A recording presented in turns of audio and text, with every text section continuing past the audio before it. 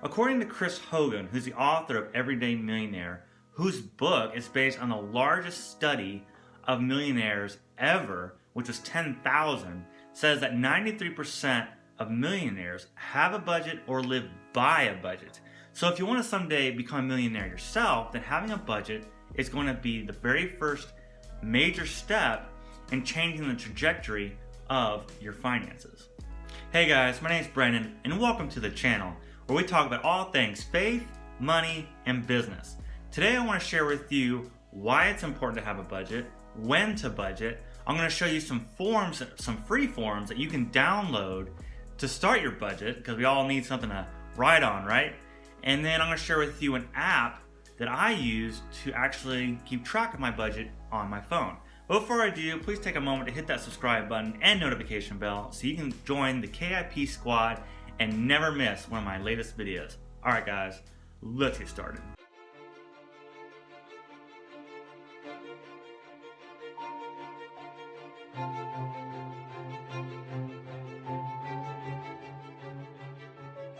Alright, so let's start with the why you should have a written budget.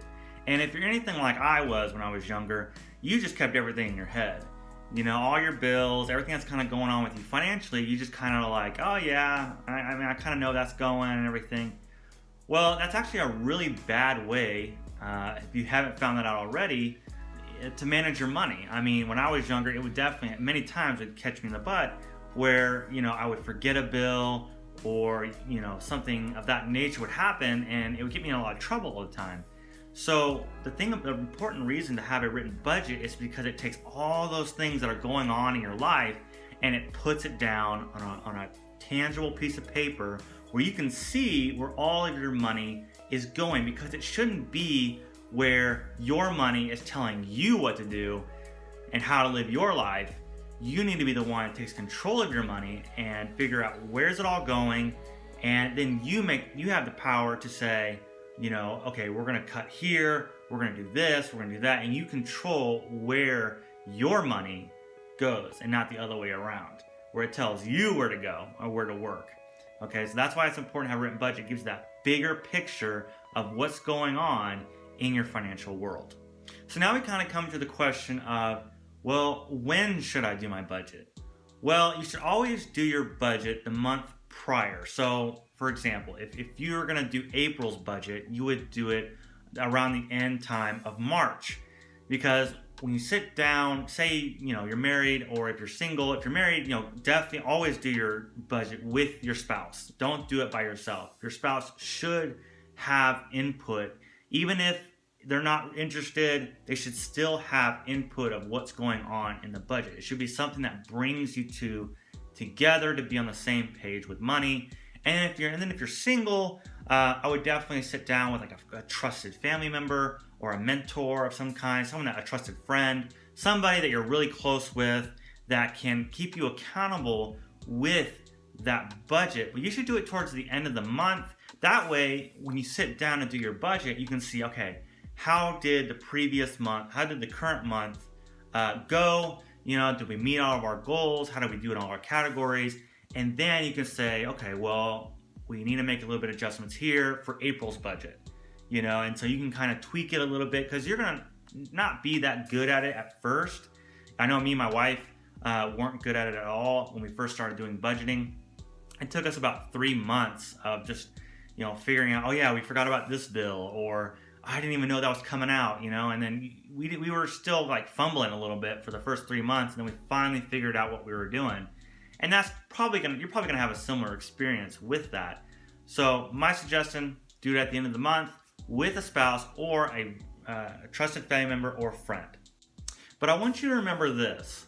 It's not just about having a written budget, because a written budget is only as powerful as your level of commitment and discipline to it. So if you're not somebody who's serious about getting your finances under control and changing the trajectory of your financial decision making, then you probably will make it the first month, but you're not going to be consistent and you're not going to live by it. So really make sure that if you're serious about getting on a budget and changing your finances, just make sure that you check yourself before you do it and be like, okay,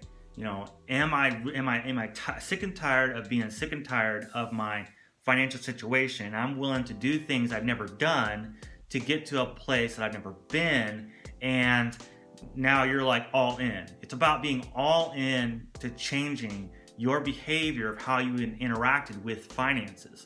So, all right, so let's look at some forms. I'm gonna give you some free forms, show you how to get there, where to download them, and we'll kind of walk through the forms so you can kind of get an idea. Because I really want to show you some free forms, because no one wants to be in Excel, punching in numbers, unless you're an accountant or you just like Excel. Most people, they want the pre-made forms. So I'm going to show you those forms and we're going to walk through them.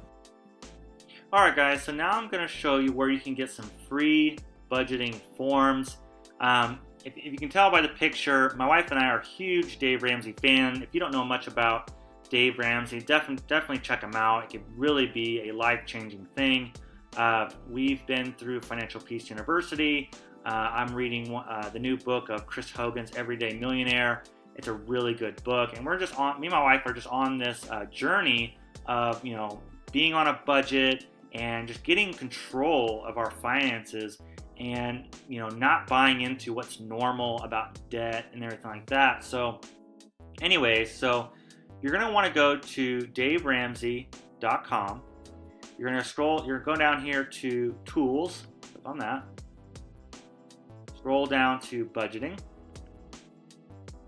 Then you're going to see this down here. It's going to say Dave's budgeting forms. So you're going to click Get Dave's budgeting forms, and it's going to pull up his forms. Now, what I really love about the way that they set up these free budgeting forms is that it's a step-by-step process of how to set everything up. So they pretty much walk you through how to set up a budget. And what's also really great is that they also account for irregular income. So if you're somebody who's self-employed or somebody who has a job where it's very difficult to predict what your income each month is going to be, they kind of walk you through that, like a step-by-step process of how to figure that out and kind of lock down on a number that you could use for that. And then what's really great also is that when you scroll down to the bottom, they also have their budgeting forms. So how it's made up is you have your monthly take-home pay. So you'll figure that out and put that down. Then you have your budgeted, what you're going to budget for each category. So when we'll say it's April. It's April right now. So say it's the end of April, and you're looking at, okay, how do we do in April? Well, when you made the budget for April at the end of March, you budgeted, okay, well, we want $400 for groceries. But then you look and you say, okay, well, it's April's, at the end, so we're going to look at, okay, well, what did we actually spend in April? So say if you budgeted $400 for groceries, but you actually spent $500 on groceries, it's okay to adjust your budgeted amounts, but just be careful that, make sure you understand, okay, do I really need to up my budgeted amount for groceries, or do I need to look at maybe where I'm shopping or how much I'm using in groceries? So there's a little bit of a balance there, because you need to determine, is it something you really need to increase, or is it maybe something that you need to look at, do we really need all the groceries that we're buying? So that's obviously going to be up to you and based on your circumstances. But also I want to point out that what's really awesome is that they actually give you recommended percentages of your income that should be going towards that category. So food, for example, only 5 to 15% of your income should be going towards the category of food. And then you scroll down, clothing should be between 2 and 7%. So that's really awesome. So, and then once you figure out your budgeted amount, you'll total that up, and that will help get you your percentage. So you'll come down here, they have all the categories that you would need. Now some of you might I'm going to scroll down to the bottom. Now, some of you guys might see this part, the debts. It says your goal is 0%. So that talks about, Dave Ramsey's well known for, the debt-free, baby steps and just getting everyone debt-free. And so the goal is 0%. So the idea is that if you ever heard of the debt snowball, that's what Dave Ramsey has kind of coined that term. And the idea is, it's not the mathematical approach to paying off debt, it's the behavioral approach to paying off debt. And so you would list your debts from smallest to largest, right? So we'll say, for example, credit card 1 is your smallest and credit card 2 is your second smallest. So the idea is, once you've created your budget and you have extra money left over, hopefully, then you would throw all that extra money towards credit card 1 and paying minimums of everything else of your debts. So that once you pay off credit card 1, the amount that you were paying for credit card 1 rolls over to your second lowest, which would be, for this example, credit card 2.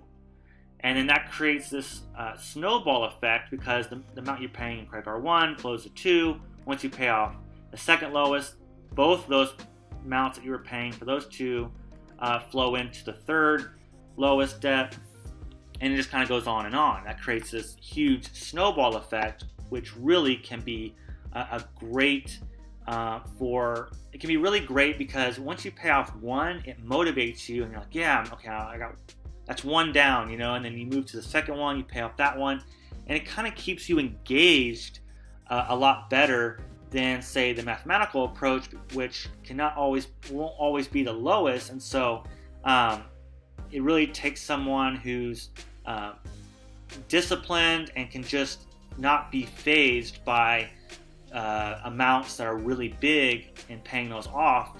So for starting with the lowest, it's kind of like, it's a little reward system as you go along, so it keeps you engaged. But budgeting is just about revenues minus expenses. And now with this budget, though, it's called a zero-based budget, and the idea is that every single dollar has a home, is designated to something, whether it be your smallest debt.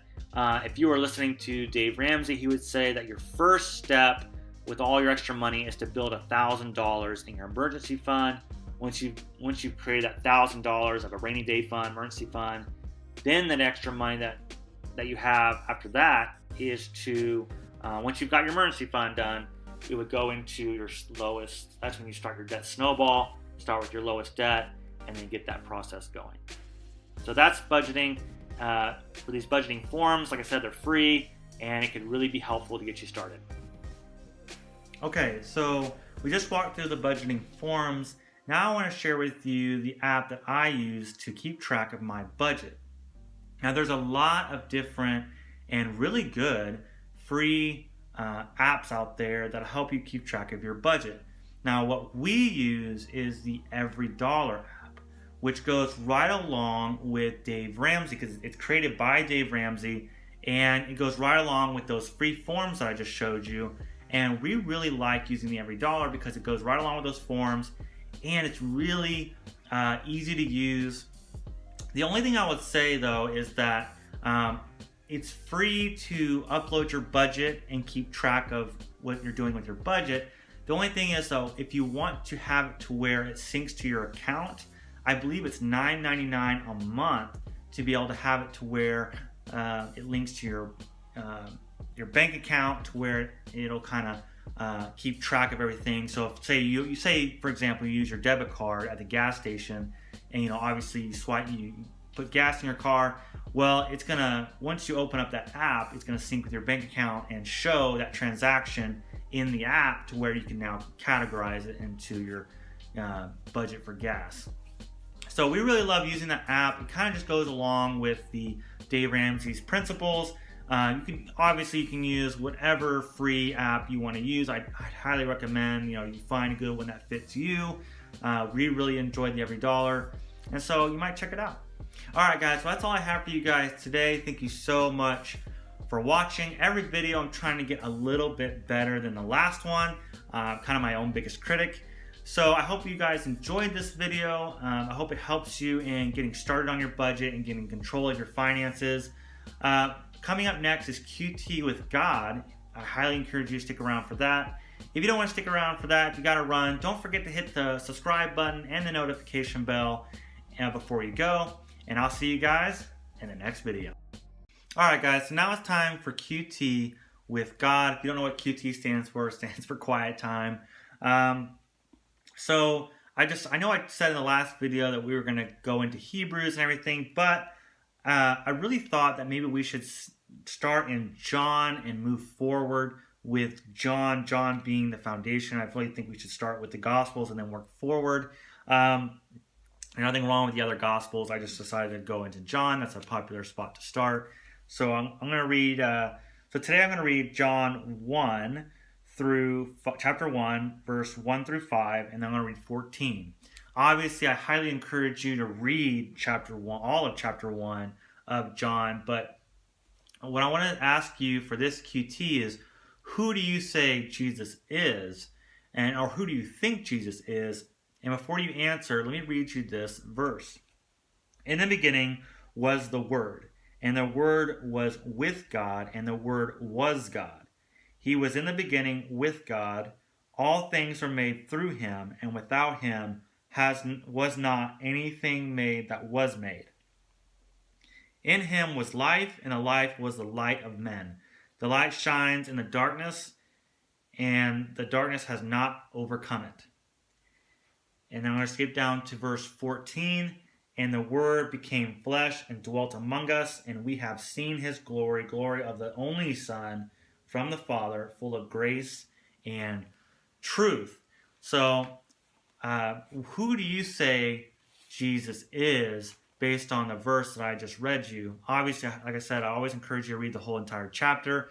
But please take a moment, leave your comments in the comment section below, and just tell me, who do you think Jesus is?